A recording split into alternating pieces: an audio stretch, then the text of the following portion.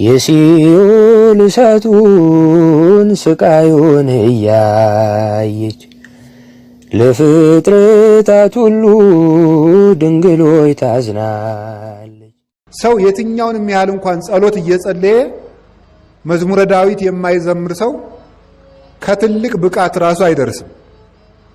በቅዱስ ዳዊት መዝሙር ነው ቅዱሳን መላእክት እንኳን ሳይቀሩ የሚያመሰግኑት እና አጋንንትን እንደ ትቢያ የሚዘራቸው እንደ ጢስ የሚያተናቸው ቅዱሳን መላእክትን ደግሞ እንደ ንብ የሚሰበስባቸው የዳዊት መዝሙር ነው።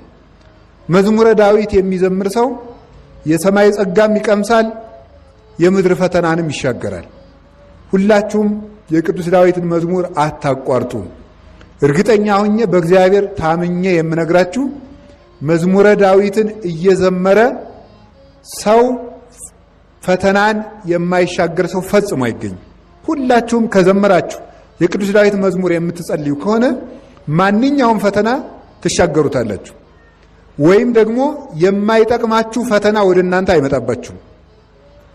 አክሊል የማትቀበሉበት ሰማዕትነትም አይመጣባችሁም።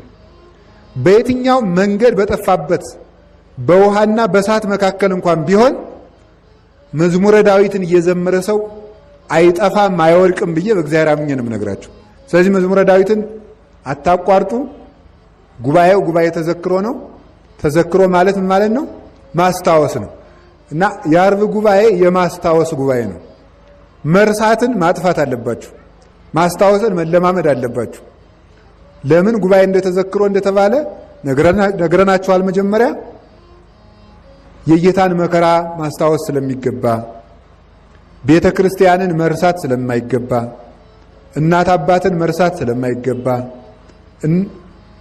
ሞትን መርሳት ስለማይገባ፣ መንግሥተ ሰማያትን መርሳት ስለማይገባ፣ ሰው መሆንን መርሳት ስለማይገባ፣ አደራችንን መርሳት ስለማይገባ፣ ሕግን መርሳት ስለማይገባ በዚህ ሁሉ ነው የማስታወስ ጉባኤ የተባለ። ወንድሞቻችን እህቶቻችን ሁሉ መርሳት የለብንም።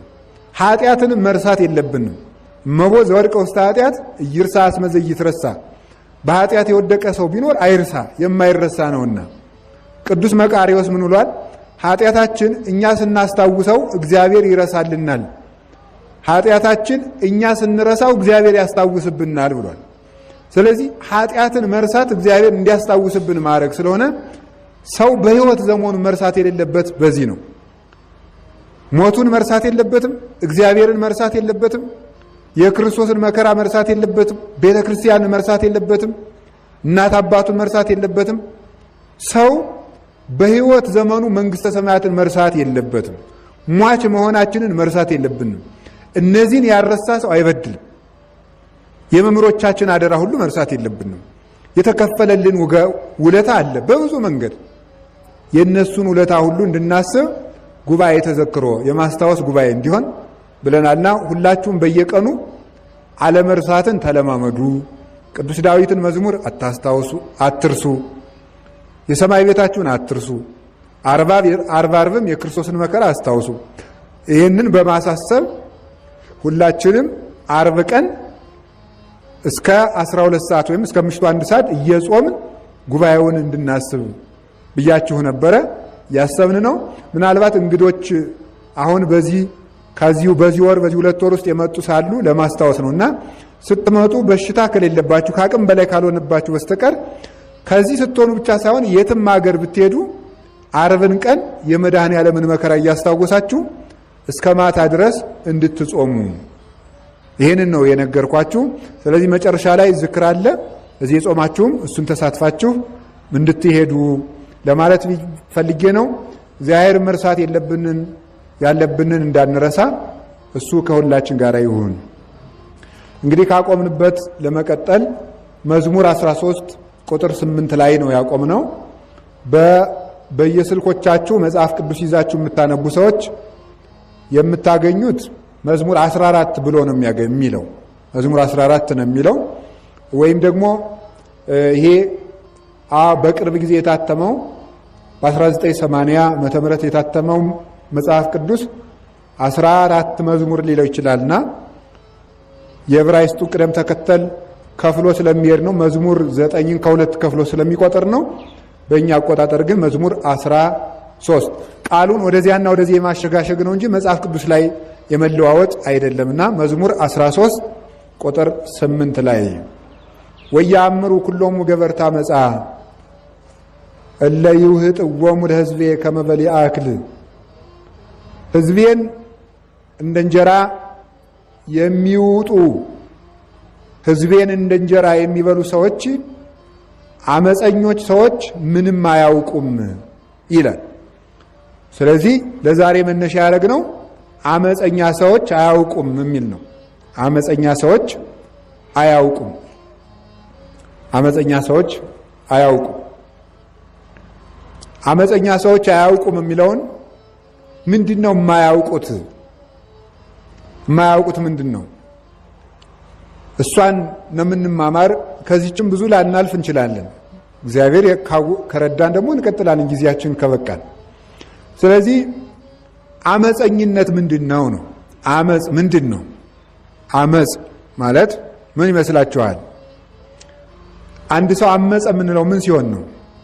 አንድ ሰው አመፀ የምንለው ምን ሲሆን ነው? አመፀኛ ሰው የሚባለው ምንድነው? ከተቀጠረለት ቅጥር፣ ከታጠረለት አጥር፣ ከተወሰነለት ድንበር ያለፈ ሁሉ አመፀኛ ይባላል። አመፀኛ ይሄ እኔን የወሰን እኔን አይወስነኝም፣ ይህ ለእኔ ልክ አይሆንም፣ በዚህ አልተዳደርም፣ በዚህ አልገዛም የሚል ሰው አመፀኛ ይባላል። እንደ ቤተ ክርስቲያናችን አስተምሮ አንድ ሰው አመፀ የሚባለው ምን ሲሰራ ነው ሲባል ብዙ አይነት ሕጎች አሉ። የእግዚአብሔር ሕግ አለ፣ የተጻፈ ሕግ። የተፈጥሮ ሕግጋት አሉ፣ የህሊና ሕግ አለ። የህሊና ሕግ አለ፣ የተፈጥሮ ሕግ አለ። እግዚአብሔር ደግሞ በነቢያት አናግሮ በሐዋርያት አሰብኮ በሊቃውንት አስተርጉሞ የሰራው ስርዓት አለ፣ ሕግ ማለት ነው። ሰው መጀመሪያም ለሕግ የተፈጠረ ነው። በሕግ ተጠብቆ የሚኖር ሕግ አጥር የሚሆነው ነው። እግዚአብሔር ሕግን የሰራው ሰዎችን ቀጥቅጦ ለሱ ለማስገበር ወይም ለመግዛት አይደለም። ምክንያቱም እግዚአብሔር ሰዎች ለሱ ከሚያደርጉት ነገር የሚጠቀመው ጥቅም የለምና። እግዚአብሔር ለሰዎች ሕግን የሰጠው ሕግ የፍቅር ምልክት ስለሆነ ነው።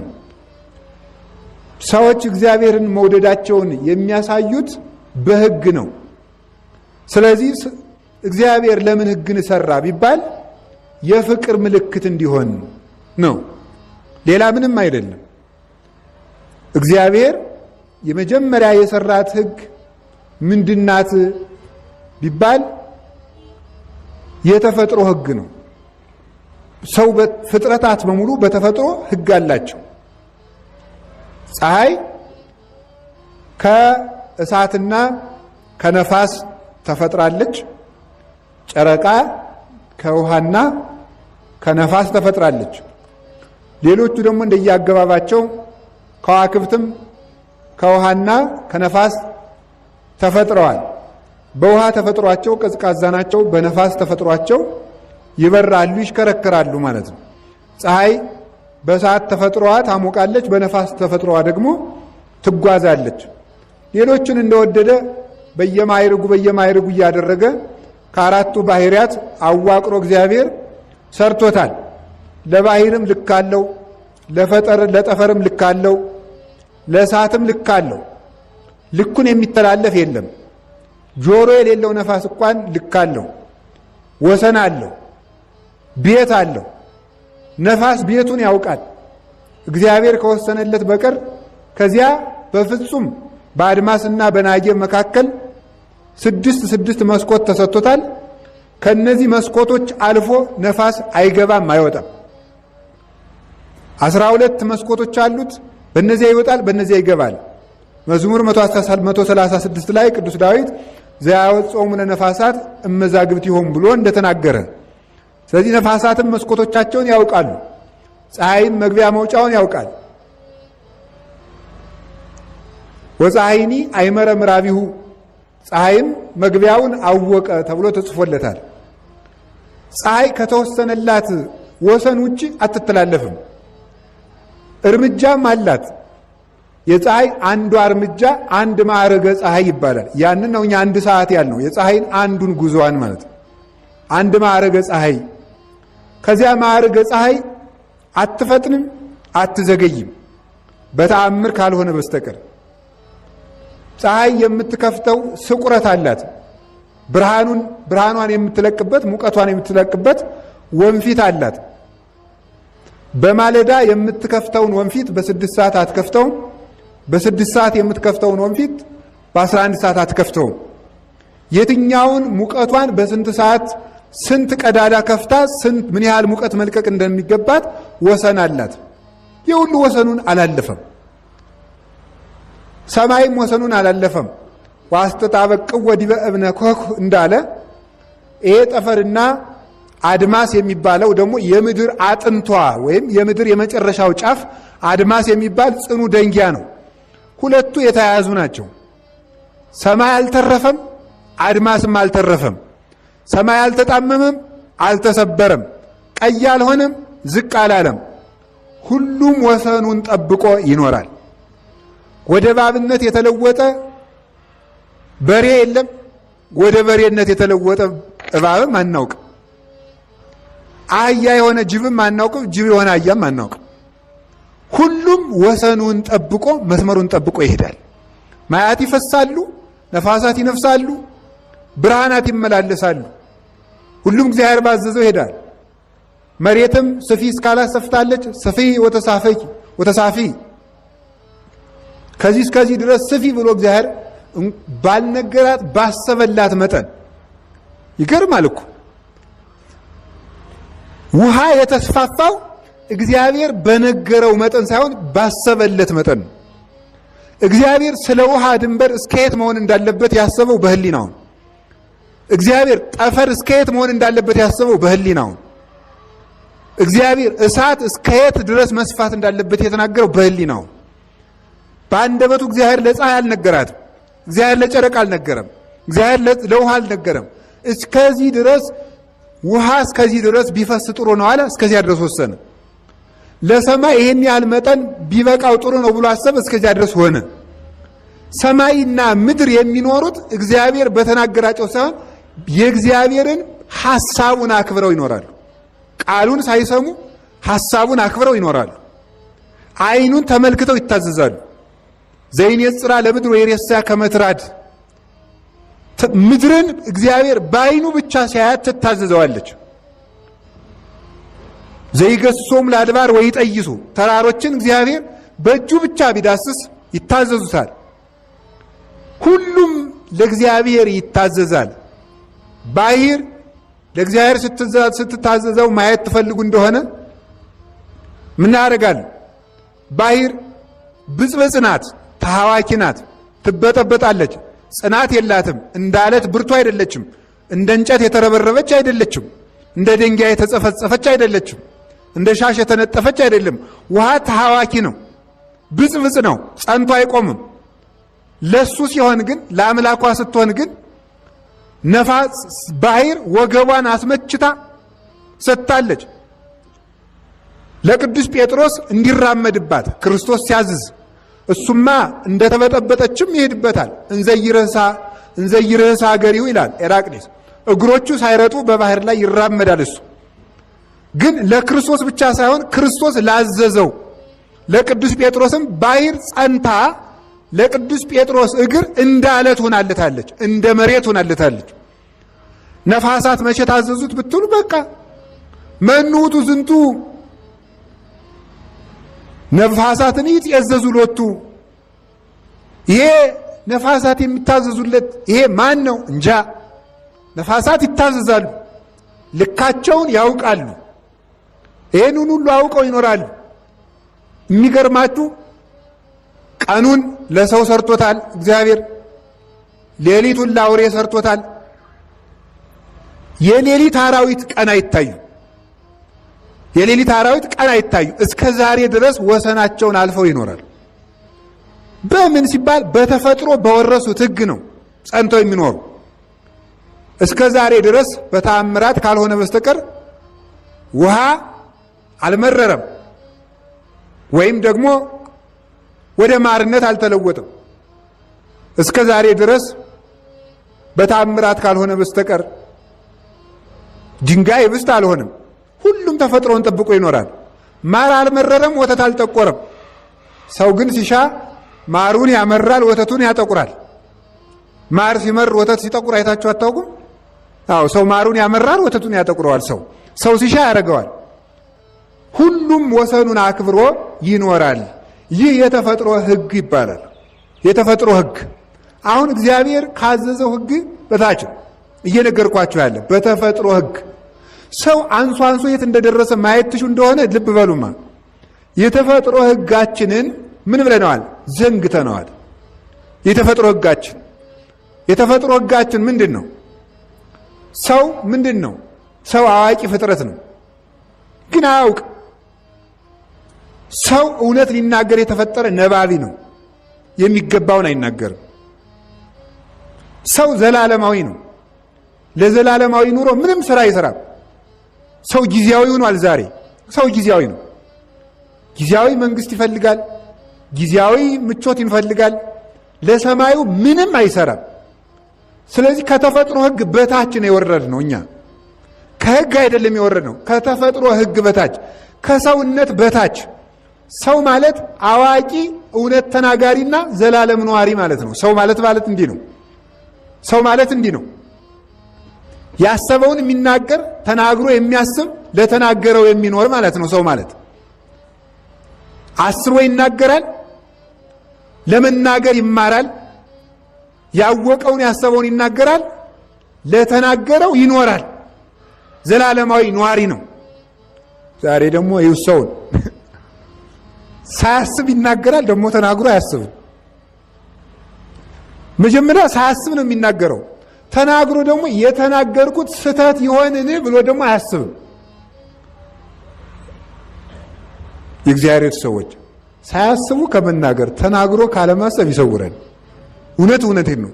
ሳናስብ በምንናገረው ተናግረን ባለማሰባችን ስንት ሰው መስላችሁ የምናጠፈው? አገር ሁሉ የሚጠፋው እኮ በዚህ እኮ ነው። ሳያስቡ በመናገር ተናግሮ ምን ማለት ባለማሰብ። ሰው እንደዚያ ነው። ልብ መቀደስ አለበት። ልብ መማር አለበት። ልብ መስተካከል አለበት። ምንድን ነው የሚለው መጽሐፍ? አሌ ለኪ ኦ ሀገር እንተ ንጉሥኪ ወሬዛ፣ ንጉሥሽ ወጣት የሆነብሽ ሀገር ወዮልሽ አለ ሰሎሞን። ንጉሥሽ ወጣት የሆነብሽ ሀገር ምን ይመስላችኋል? ንጉሥሽ ወጣት የሆነብሽ ሀገር ወዮልሽ ማለት እውነት ወጣት ንጉሥ ግን አይነግስም? ሰሎሞን በ12 ዓመቱ አልነገሰም? ምን ማለት ይመስላችኋል? ንጉሥ የተባለ ልብ ነው። ልብ ነው። ሀገር የተባለ የሰው ሰውነቱ ነው። ጠቅላላው የሰው ሰውነቱ ሀገር ይባላል። ልብሽ ለጋ የሆነብሽ ሰውነት ወዮልሽ። ለጋ ልብ ያለሽ ሰውነት በቂ የማስተዳደር አቅም የሌለው፣ ዓይኑን የማስተዳደር፣ ጆሮውን የማስተዳደር፣ እጁን የማስተዳደር፣ እግሩን የማስተዳደር፣ አፉን የማስተዳደር ኃይል የሌለው ልብ፣ ለጋ ልብ፣ ፈጥኖ ደስ የሚለው ፈጥኖ የሚያዝን፣ ፈጥኖ የሚያምን፣ ፈጥኖ የሚክድ፣ ፈጥኖ የሚመሰክር፣ ፈጥኖ የሚጸጸት፣ ያላሰበውን የሚዳስስ ካላሰበው የሚደርስ እግር፣ ያላሰበውን የሚናገር ያላሰበውን የሚበላ እንዲህ ያለ ልብ ያለሽ ልብ ሰውነት ወዮልሽ። ለጋ ልብ ስላለን ነው ያላሰብነውን ተናግረን፣ ያላሰብነውን በልተን፣ ያላሰብነውን ዳሰን፣ ያላሰብነውን አጥፍተን፣ ካላሰብነው ደርሰን፣ ያላሰብነው መከራ የሚደርስብን ከዚህ የተነሳ ነው። ለጋ ልብ ስላለን ስላልበሰል ነው። አጥብቀህ ልብህን ጠብቅ የሕይወት መውጫ ከሱ ነውና ይላል መጽሐፍ። ልብህን ጠብቀው የሕይወት መውጫ ከሱ ነው። ስለዚህ ሰው አሳቢ ተናጋሪና ምን ማድረግ አለበት? አሳቢ ተናጋሪና ኗሪ መሆን አለበት። የሰው ልጅ በሕይወት ዘመኑ ምን ማለት አለበት? የተፈጥሮ ሕጉን ማክበር አለበት። እኔ ማን ነኝ ማለት አለበት። ሰው መሆኑን ማወቅ አለበት። ስለዚህ ሰው ምነግራቸው የእግዚአብሔር ሰዎች ሰው እየኖረ የሚባለው በልቡ በቃሉና በኑሮ ሲጠነቀቅ ነው። በልቡ በቃሉና በኑሮ የተጠነቀቀ ሰው እንዲህ ያለ ሰው መድረሻው ሁሉ ያማረ ነው። በልቡ መጀመሪያ ሐሳብ ሲያስብ ከሚያስበው ሐሳብ ጦርነት መጠንቀቅ አለበት። ሐሳቡ ጦር ነው ወይ? ሐሳቡ መርዝ ነው ወይ? ሐሳቡ እሳት ነው ወይ? ሐሳቡ አውሬ ነው ወይ? መጀመሪያ ሐሳቡን ሊያውቀው ይገባል አንድ ሰው ማለት። ይሄ ሐሳቤ የት ነው የሚያደርሰኝ? እውነት በዚህ ሐሳቤ ሰማይ ደርሳለሁ? እውነት በዚህ ሐሳቤ እግዚአብሔር ደስ ይለዋል? እውነት በዚህ ሐሳቤ እኖራለሁ? እውነት በዚህ ሐሳቤ ሀገር ይቀናል? እውነት በዚህ ሐሳቤ ክርስቲያናዊነት ነው ወይ? ይሄ ሐሳባችን ከተነተን ነው ካወቅ ነው ከዚያ በኋላ የምንናገረው ላይ እንጠነቀቅ።